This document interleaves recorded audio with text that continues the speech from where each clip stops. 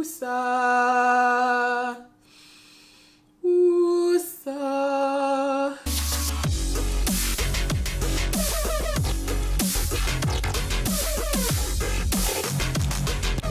Hey guys, it's your girl Aisha, aka geekxxchic, and I am back with another review to The Walking Dead. This is for season 9, episode 8, which was called Evolution. On to this particular episode, guys. I'm still ticked. I'm still mad about Jesus, even though I knew it was coming. I'm still sad. I was kind of hoping we'd get more of him into more of the season. We've lost so many people.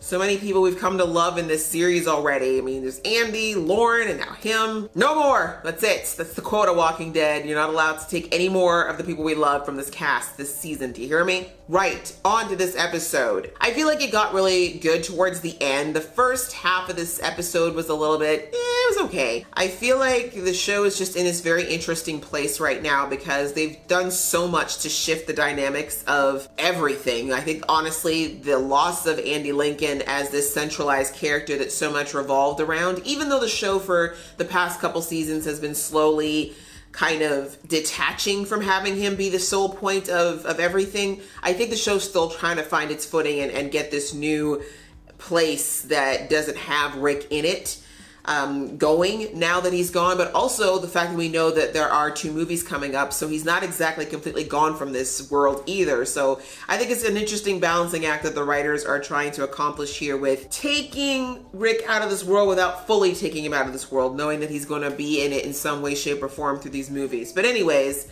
as a result of it, I think we just get these weird episodes where we're kind of trying to establish a new normal.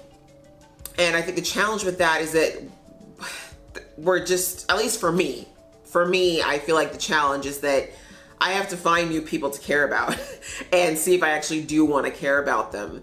That is the downside with having a show that's been on as long as this show and having some cast members that have been there since day one, is you really build an emotional attachment and relationship to these characters, and when they're suddenly gone and then you're trying to kind of get us to care about new people, it takes a minute.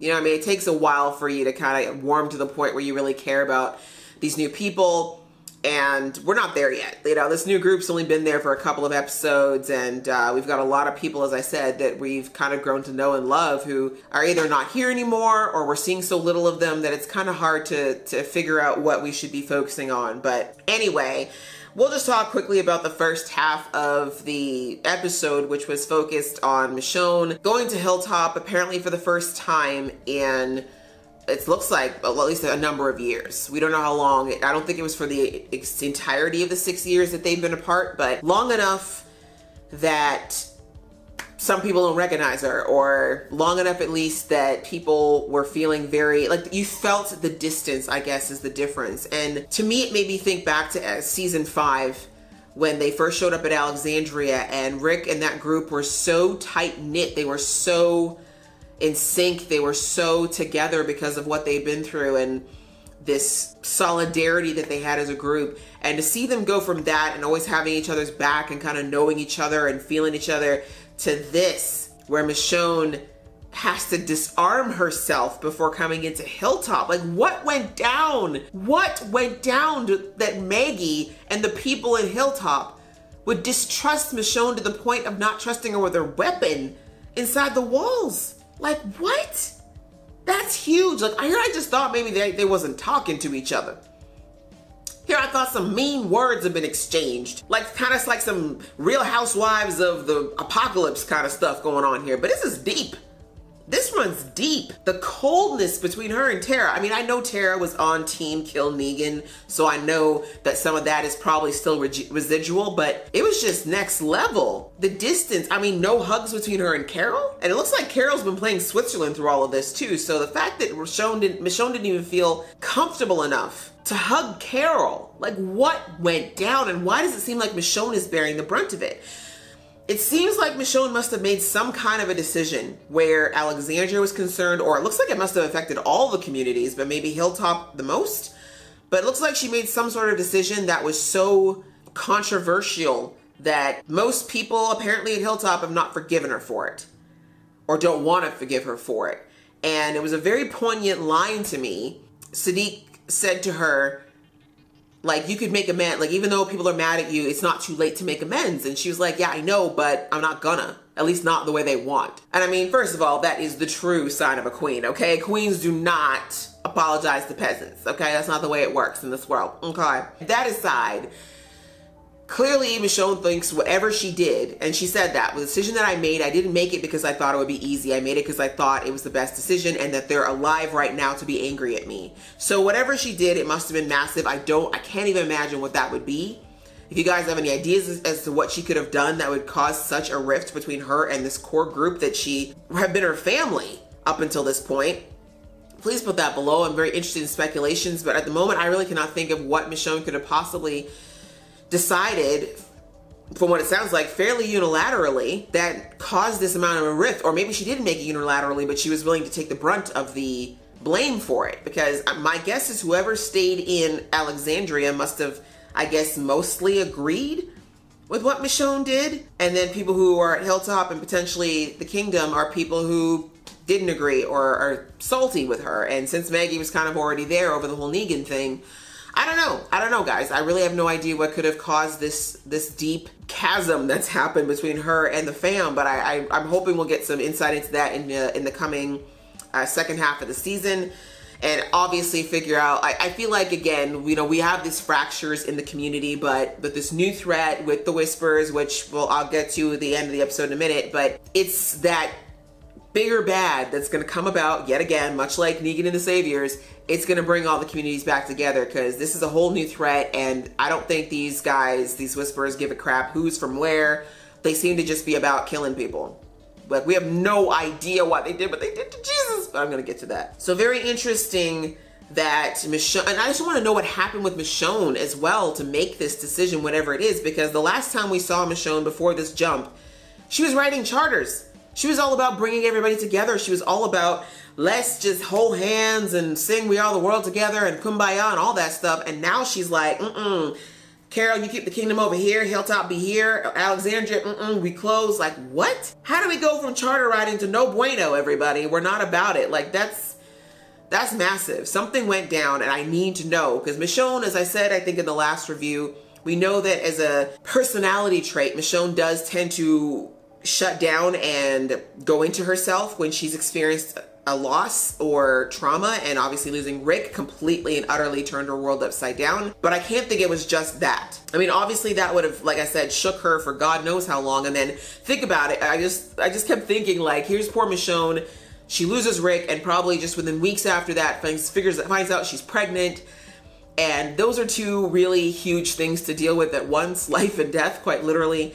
And who knows what kind of decision she made, what kind of frame of mind she was in. But I am very interested to find out what's caused Michonne to go back. Like, she worked so hard to shed that part of herself that used to kind of shut herself away and cut herself off from people. So for her to do that again, but like at a community level, something must have went down. And my guess is it has something to do with whatever the scars are on her back and Daryl's. And I'm wondering if it's something maybe all the Alexandrians have, because it sounds like Daryl went back to Alexandria initially, from what we learned in this episode. And then, of course, he went on his trek to find Rick and then his wilderness sabbatical and hasn't come back. So, I don't know. I'm wondering what went down. Something's happened. And I feel like we're going to slowly get pieces of that puzzle in the second half of the season. But I am interested to find out what it's all about. But yeah, that was a very interesting first half as far as the community and where things are between all of them right now. And again, answers that we'll hopefully find out in the B half of the season. Other than that, we had what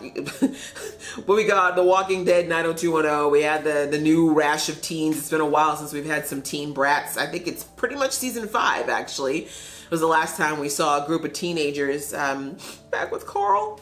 And yeah, Henry, as usual, just can't seem like the boy attracts trouble like flies to honey. I don't get it. I don't get how this kid cannot just not screw up.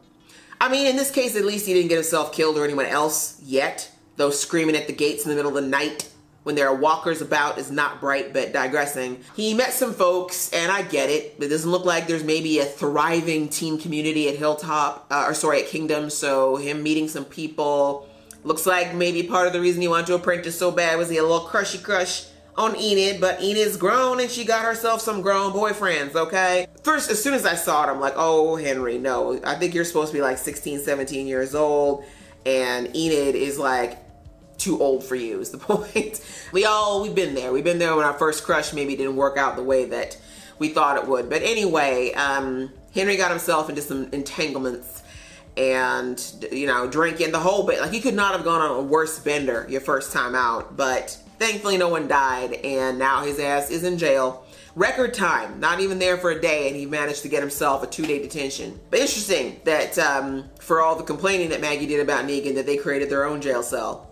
Guess they weren't all about hanging everybody. But anyways, not much to say there. We had a lot of talk from him. I think it's the most we've heard, at least from adult Henry. In fact, I don't think kid Henry talked this much last season. This is a lot of talking, a lot of monologuing we got from Henry, so that's what makes me think he's gonna die. Since we already had Jesus die in this episode, I guess that's why it didn't happen now, but I have a sense that we're gonna lose Henry. Like, just the fact they spent so much time on him having things to say. We all know that the Walking Dead formula typically is we give you some spotlight so we can quickly take it all away. I'd hate to see Carol go through that again, though. Honestly, she took her so long to get over what happened with her daughter. I'd hate to see her do it again with Henry, but I feel like she would do better with it this time if it should happen.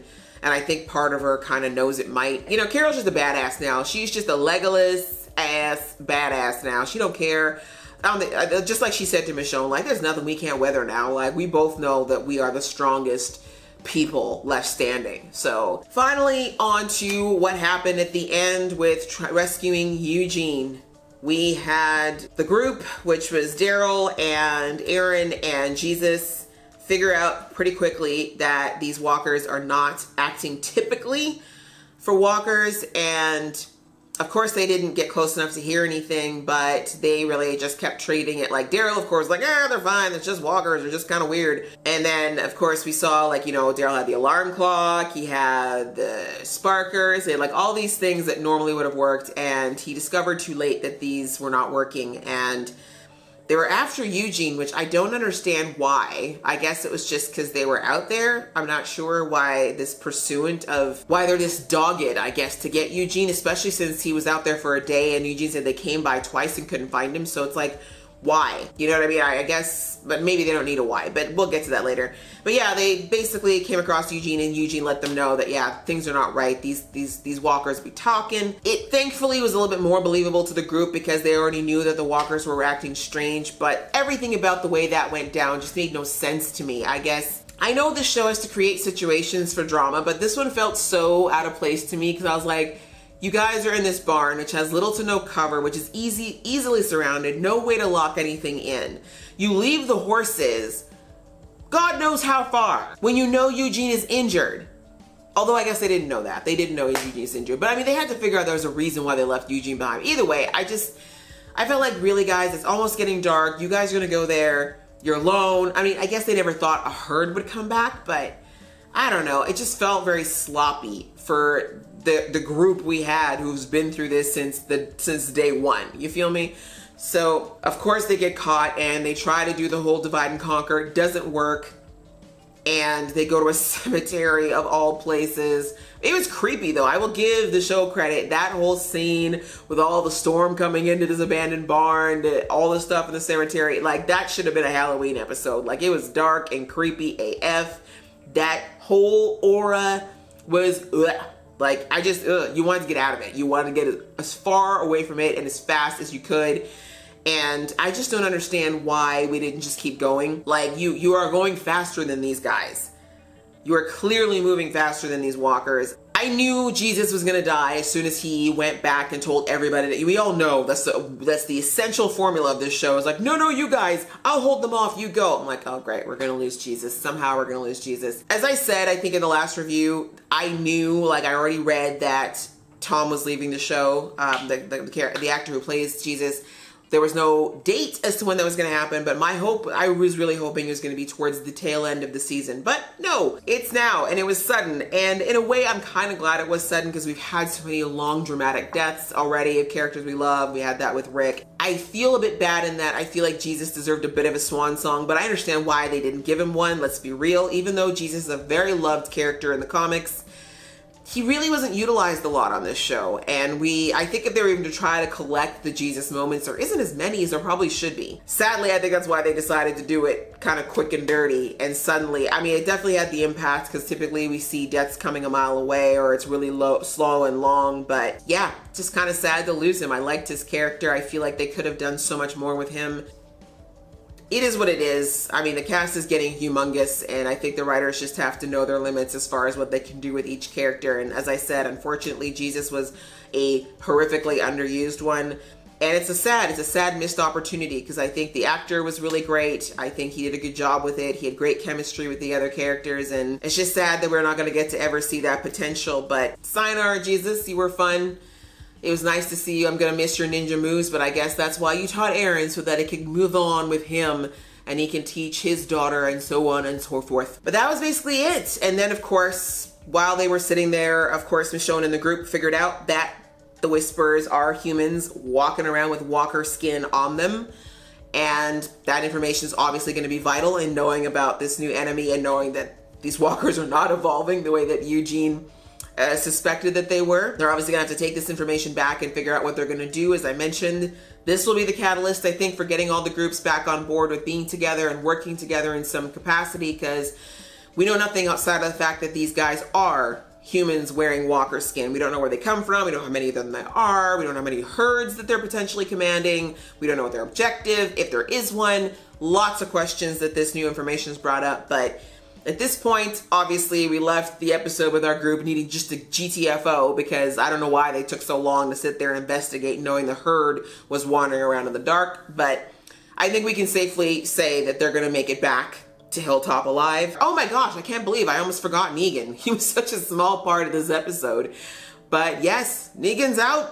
Somebody forgot to close the gate, and I'm wondering whether or not that was an accident.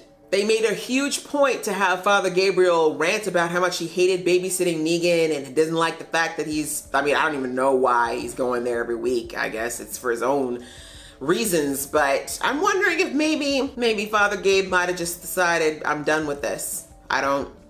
Like he said, like, you're here, you don't seem to be rehabilitating, you're wasting, we're here cleaning up your crap and feeding you our good food. Maybe it wasn't an accident. Maybe Father Gabe left that gate ajar on purpose. And maybe he just wants Negan to go away into the ether and leave everybody alone, which I'm on the fence as to whether or not this is actually a threat. I mean, on the one hand, Negan is still Negan. He still has his charisma. He still has his ability to talk to people. The point is, Negan's biggest weapon was never Lucille or his Johnson, despite what he might think. It was here and here. These were his two strengths, and he still has them, and they're still very much intact. And it looks like Father Gabriel helped him when he was in that suicidal mode that we saw back earlier in the season.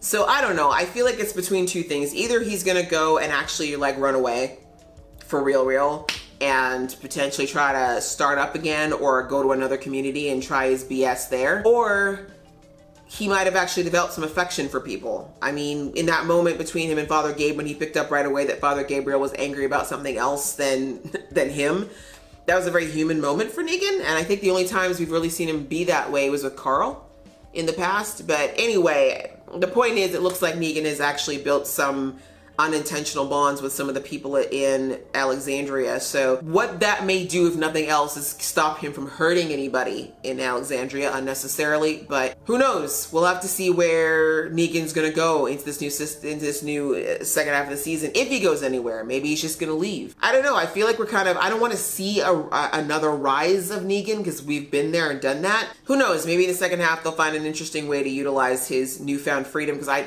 one thing I do know is he's not gonna want to go back in that cage.